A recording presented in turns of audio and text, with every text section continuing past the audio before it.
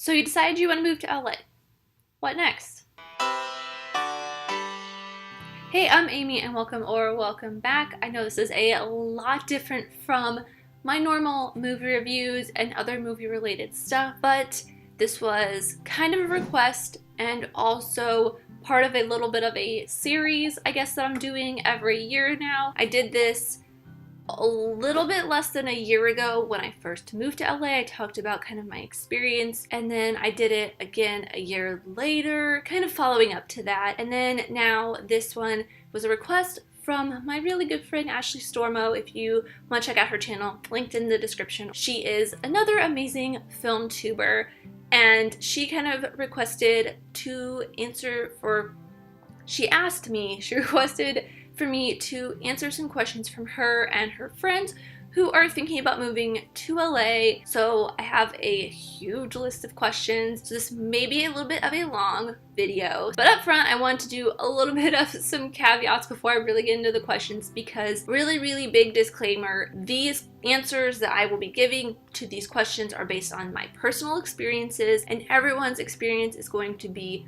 different from everybody else's. So take what I say and, use your own judgment on what you think you should do that is better for you. Suit everything to your needs. Also, there are some questions that will come up that I don't really have an answer to because I am a very boring person. I am a major introvert. I took that Myers-Briggs test, and I was 95% introvert. I like my alone time, which I know is crazy because I moved to a city with millions of people, but I do live in a studio apartment with a cat, so, take that with what you want. I really only stay here in my apartment, drive 45 minutes to work, drive 45 minutes back, and occasionally drive the 30-ish minutes, 45 minutes to a movie theater and back to my apartment. I just work on YouTube videos here, and in any free time I have, watch movies or TV or just YouTube videos. I don't do anything. I don't like doing anything. I don't like going to bars because it's $20 for a drink and I'm not even really gonna care about the drink or have any fun there, so it's kind of pointless for me to do that. And the last thing before I really start getting into this, there will be links in the description for some websites that I will be calling out later on. I've separated all the questions into about 7 different categories, and I have them all here on my phone that I will be reading off the question and a little bit of my answer for. The first category is the pros and cons, and the first one, the biggest con about moving to LA other than parking and price. Honestly, this is something I will get into later on because there was an entire section about parking. Parking is not that big of a deal. The biggest thing for me though, and to people who ask me about it, I say this isn't really a big deal, is the traffic. It's not necessarily the traffic, it's more of the drivers. I can deal with the traffic. I can just put a podcast on or some music and be fine for the 45 minutes to an hour that I'm in traffic. It's really just the assholes, particularly when I was coming home from work today, this jerk just cut me off, almost causing a car wreck, and then proceeded to drive 20 miles per hour under the speed limit, and then when I tried to pass him, tried to speed up again. That's the kind of drivers you will get in LA. You have to be very defensive. Driving in LA is different than driving anywhere else. I feel like people ride their brakes on the freeway, they will cut you off without turn signals. It's something that you have to get used to, and you cannot live in LA without driving unless you just want to take public transportation to get anywhere. And this is again something I will get into a little bit later on. There is always traffic. You're gonna have to drive at least 30 minutes to get almost anywhere. Getting from where I live to the movie theater that I go to, which is not that far away. It's maybe, I don't even think it's between 5 and 10 miles. It's not even, it's a little bit more than 5, but it's not even 10. It takes me about 30 minutes on a good day. So that's something that you really got to keep in mind. And then the pros. It is so beautiful here. The weather is usually fairly gorgeous. I know in the past couple months we have had a lot of rain, an insane amount of rain, but it is usually really gorgeous here. There's always something to do, even though I don't take advantage of it. I know there is a lot of things to do. There is a Twitter account that I think I still follow. I don't usually like check on their Twitter anymore. It's called The LAist. They are really, really great at just tweeting different things to do in the city, and when we have a bunch of fires, they were really keeping you updated on that as well. And you also get some really amazing and authentic food from all over the world. Like, I've had some of the best Mediterranean food I've ever had here. Actually, because of some of the Mediterranean food that I've had here, falafel has become one of my favorite foods. And you get great Korean food, Mexican food, tacos, which is kind of Mexican food. Anything you want, you can get, and it's super authentic because there's so many different cultures here. There's so many different fusion foods, and it's all so amazing. And really, the pros and cons are just my personal experience. Everything is what you make of it. Because even though I really only go from my apartment to work and back again and like the movie theater once or twice a week, I still really absolutely love it here because this is the place I have wanted to live since I was 10, even before I really wanted to get into the entertainment industry. Like, I did not want to be in the entertainment industry until I was a sophomore in college. I wanted to be an architect until I almost graduated high school. And it also really helped me when I moved that I brought the cat that I had for the past 5 years. She moved with me. She was very, very, very much then and still is today a support system for me. Even though she's not registered, she was definitely an emotional support animal. Most pets are. There were some very rough patches that I went through when I first moved here that I talk a lot about in the first video I did in the series. Without her, I probably would have moved back home after living here for a little bit over a month. The second category is questions about moving. The first one is, how much should I save before moving? In the last 8 months I was working my full-time job, I saved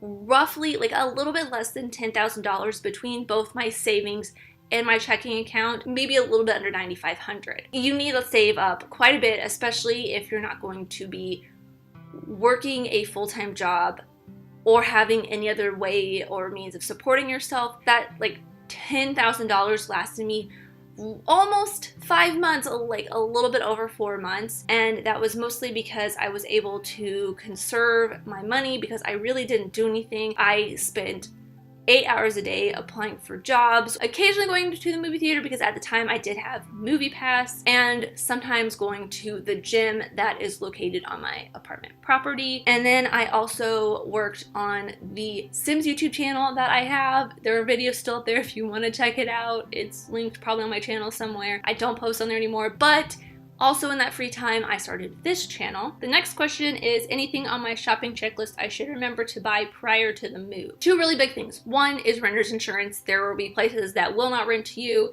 if you do not have renter's insurance. Two, some very basic tools like a screwdriver that is reversible, so you've got a flathead and a Phillips in it. Kind of like this. See, there is Phillips and a flathead, and you can just interchange them. This thing has come in handy. Also a hammer. I don't have a hammer. That's something that I need to buy. And a tape measure that I thought was right here, but it's not. Both of those have come very much in handy, especially when building furniture and making sure the furniture that you buy will fit in your space. Because anything that you really need, you will bring with you based on your needs. And there is a really, really amazing IKEA in Burbank that you can go to and get furniture for really cheap. I bought a bedside table and a bed there for really cheap. I got this at Target.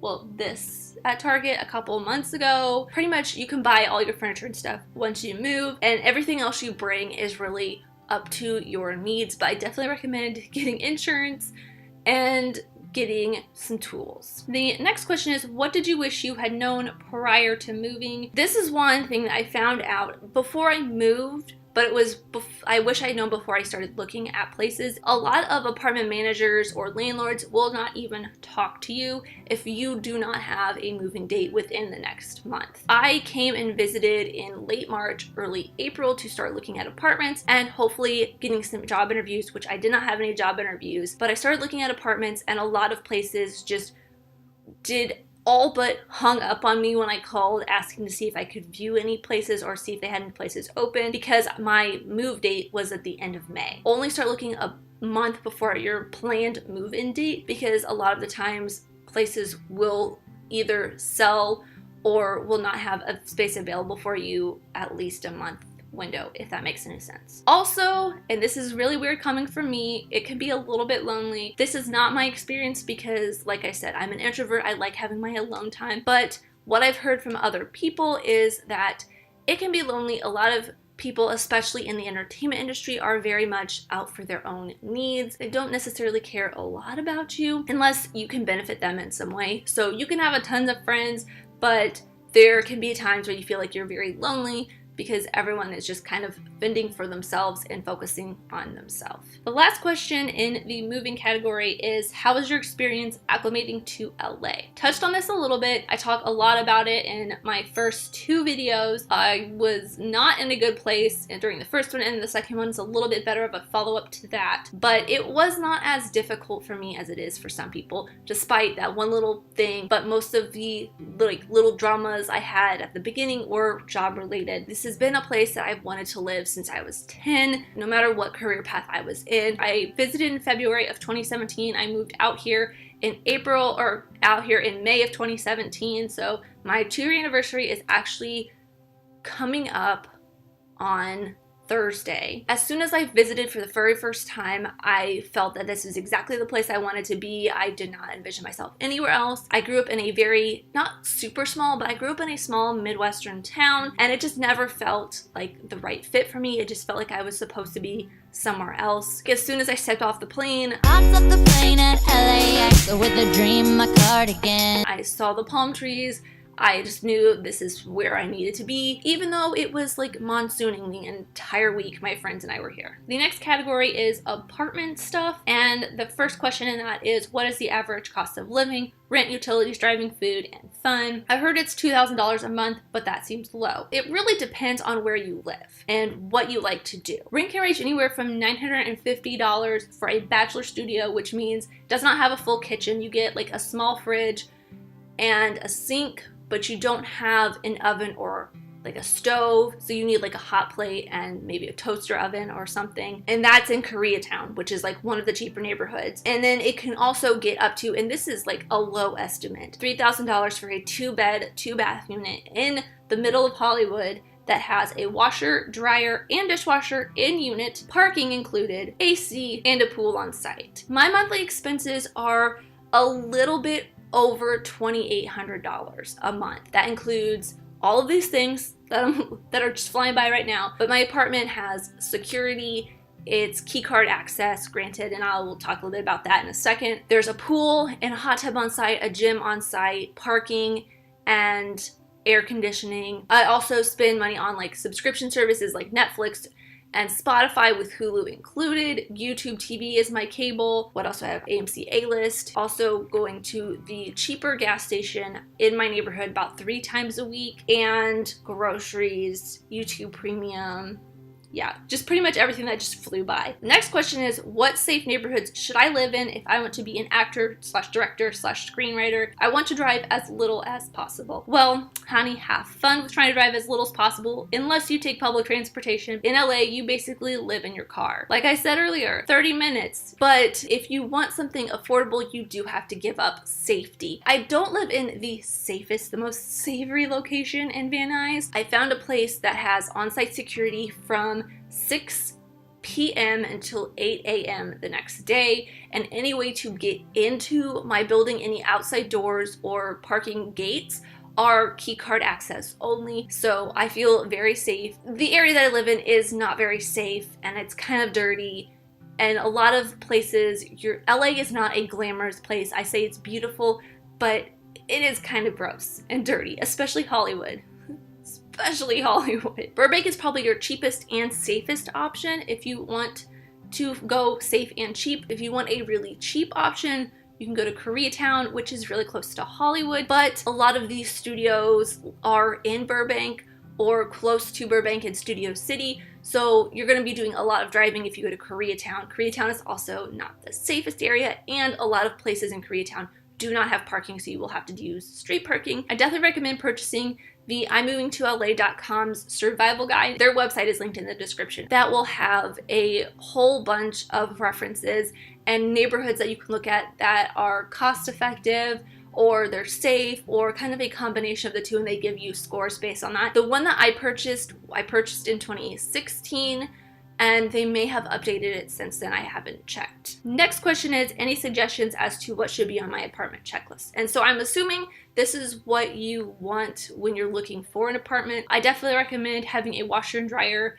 at least in the building or in the apartment complex, because my apartment complex consists of 4 buildings, and it's huge. There's like hundreds of apartments in my complex, but each building has its own washer and dryer kind of laundromat area. It's gonna get really annoying dragging your laundry to the laundromat and finding one every week or every couple of weeks. I do my laundry once a month just to save quarters. You are going to have a hard time finding a place that has laundry in unit and is cheap. Every place I've looked at, if you want a studio with laundry in it, it's like $2,000, and you have to be like living in Hollywood or like downtown. I also recommend trying to find something with a dishwasher, but that may be a little bit just as impossible to find as having laundry in unit. I also definitely recommend to find a place with parking on site, but I will get to that in the parking section, which I believe is next, but I do have one more question. Are there any not sketchy online places to find roommates prior to moving? I did not look for a roommate. I did not want a roommate. I knew I would be living on my own in a studio, and that's all I was actually looking for. But I'm Moving to LA does have some resources for finding apartments and finding roommates on their resources tab. Next section is parking. It's gonna be a really fun one. I have one question in this, but it's like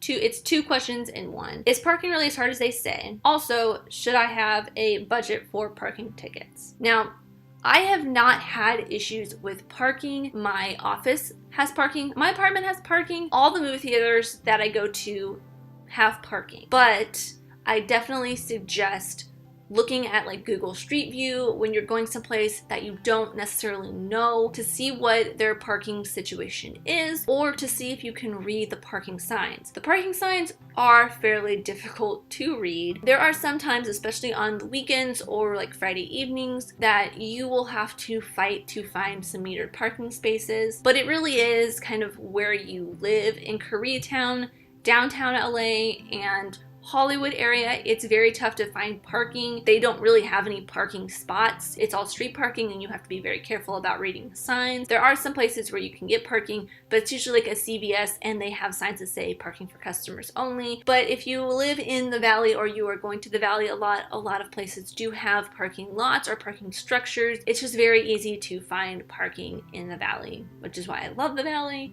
even though it's kind of a trash hole and gets really hot in the summer. Next section is jobs. The first one is, do you think it's fine to move there without a job, or should I secure one first? Also, is it unlikely to find a job within a month after moving there? I moved without having a job. I did start looking for jobs about a month or 2 before I actually moved, just to try to see if I could get maybe a phone interview, but nothing ever really happened. I do talk a little bit more in depth about some of my job searching experience, and this one particular experience that I had right after I moved here on my first and second videos in this annual series. I moved here in May. I got the current job that I have. I got the call on October 31st, and in between that time, I spent the entire however many months that is applying for jobs full time. I think I applied to over 120 jobs. I only had maybe 15 interviews. I did have to go back into working retail, which is something I said I would never do again, but I went back to working at retail for the worst 2.5 months of my life. It was one of the worst jobs I've ever had. That was a thing. I also found some freelance PA work at Defy Media. This was way before they shut down. It was actually just after Andy Senior got fired. That's a thing. It may be difficult to find a job within the first month unless you're doing freelance kind of stuff. The next question is, where should I go to find industry jobs? And what do you do / was it extremely difficult to find? Now, I don't like to talk about my job or where I work, mostly for privacy reasons, but I am a video production administrator for the video and digital department at a company that distributes film. It wasn't too difficult for me to find the job. I believe I found it on LinkedIn. I have some job sites linked in the description as well, and I think Moving to LA's website in their resource section has some job stuff. Definitely check out LinkedIn or Indeed. They are really great resources. It's where I applied for a lot of my jobs. Also, I got a membership to entertainmentcareers.net. That is also linked in the description. It gave you access to some members only job postings, and you could set alerts for different job postings for different companies or positions that you were looking for. You can also do that on Indeed and LinkedIn as well. But I think the entertainment careers one is definitely a little bit better because it is all industry focused and you can find a job in just about anything there. I also set up very, very specific Google alerts using Boolean operators. If you do not know how to do that, I actually have this list of all of this Google Doc of all of my notes with different links and stuff, different resources. If you want this document and don't know how to do Boolean, it has a resource on there. You can message me on Twitter or Instagram, only if you are really serious about moving to LA. I set up some Google searches or Google alerts with very advanced Boolean search operators. That was really helpful as well. Next section is networking. Any tips on how to network? I'm really not the best person to ask about networking. A lot of my networking is done online through Twitter and Instagram and YouTube. Although I did get my PA job, even though it was once a week for a month at Defy, I got that through networking on LinkedIn. I just messaged a producer there and was like, hey, can I be friends with you on LinkedIn or connect with you, whatever it's called. And he offered me some PA work after we talked for a little bit. But a lot of what I do networking wise is through my channel and through Twitter and Instagram. But I also was a very early adopter of the app Stardust, which is reaction based app. You do 30-second reactions. If you haven't checked it out, I absolutely recommend it, especially if you're a fan of film. I posted on there a lot. I promoted my posts on there a lot and I talked about it a lot. And the marketing people, some of the people within the Stardust app noticed, they reached out to me, and I also got invited to some networking / screening events that they had a couple last year. They haven't had any recently. That was another way I really kind of got into networking, but I don't do a whole lot of networking. Next question is, how can I make female friends in the industry? Again, probably not the best person to ask about this. I've never been really great about making female friends. I've always been kind of one of the guys, which is why I think I excel so well in this industry, is because it is very male dominated and I kind of just fit in as one of the guys. Most of my female friends I have made through YouTube and Twitter and Instagram. I don't know, there's just not a lot of females in at least the industry I work in. I've always been the only female. When I was in college, I was pretty much the only female. There was one other person, and then in the current job I have, I'm the only female in my department. I don't really have a lot of female friends in general. I'm sorry, can't really answer that question as well as you probably want me to, but like with any other friendship, all I can recommend is just, be yourself and don't be surprised when you are the only female, but use that to your advantage to show why you are the best in your field. Make yourself known and people will come to you. And the last question before I get into some miscellaneous questions is, any Facebook groups or Instagram pages you suggest for networking / event / tips? I don't log on to Facebook. I haven't logged on to Facebook in probably 6 months, but the only Facebook group that I'm really a part of on there is the kind of networking group for alumni of the sub-major within my major. It's just the 10 people who graduate every year with that focus. That's the only real networking group I'm a part of. It really does depend on what you want, and you can definitely search those out. Again, I don't really have any great resources for that. And the last question is in the miscellaneous category, and it is one that I absolutely love because I have a big old list of answers, and it really has nothing to do with moving to LA. but I absolutely loved it anyways. This is random, but does she suggest any film-related podcasts? Well, you can't ask me this question and not expect me to promote my own podcast, The Nostalgia Effect. It is me and two co-workers slash fairly good friends talk about movies from our childhood through the lens of adulthood. It's a fun film-related podcast that I absolutely love doing. Here's some just for fun film-related podcasts. Number one, the Dead Meat Podcast. It's my favorite YouTube channel, and it's a horror-related podcast that I absolutely love. Next is Fantastic Geeks and Where to Find Them. It is Brizzy Voices and Tessa Netting's podcast that they have together. It's not necessarily film-related, but it is kind of like nerd culture, and they do talk a lot about movies on there. How Did This Get Made with Paul Scheer and Jason Mantzoukas and June Diane Raphael. It is hilarious, and they just talk about really, really shitty movies. And finally, The Big Ticket. It is Variety's podcast. They interview different celebrities. It's like maybe 20 to 30 minutes once a week. Usually have 1 to 2 guests on each episode, and they just talk to celebrities whenever they have a new movie or TV show coming out. It's really interesting to kind of get a behind the scenes on some different movies. A couple on the more filmmaking side of things. It Happened in Hollywood, which is the Hollywood Reporters podcast, where they interview different celebrities. Usually they focus on like one celebrity from a very specific movie each episode. It's once a month. They do go into depth on different specific movies or a celebrity and kind of their filmography. So far, it's been really interesting. I haven't listened to every single episode because there are some episodes that I don't want to listen to until after I've watched the movie. Next is Show Me the Meaning, which is Wisecrack's podcast. If you are more of the philosophical mind, just like their YouTube channel, it is a lot more of the philosophical focus on films, and it's really interesting if that's kind of something you're into. And the last one is the Important Cinema Club. It's not one that I listen to a lot because it does get very like hoity-toity film school snob kind of stuff, but the two hosts talk about them and talk about the subjects in a very interesting manner, and I really enjoy that, and it's very insightful, and I get great information out of it. That is everything. I think I've been talking for like 40 minutes now, and this is probably going to be a very long video, but thank you guys for sticking with me, and I really hope that this is very informative for you. If you are really serious about moving to LA and you want the list of questions and answers and links, let me know. Send me a DM on Instagram only if you are really serious about wanting to move to LA and you want some more information and you want some of these links. But thank you guys so much for watching. I really truly do appreciate you, whoever you are, especially for watching however long this ends up being. But let me know who you are in the comments down below, and let's be friends. If you enjoyed this, leave a like and subscribe if you're new, because I love talking things, movies, TV shows, filmmaking, mystery, all that fun stuff, and I'll see you next time. Bye!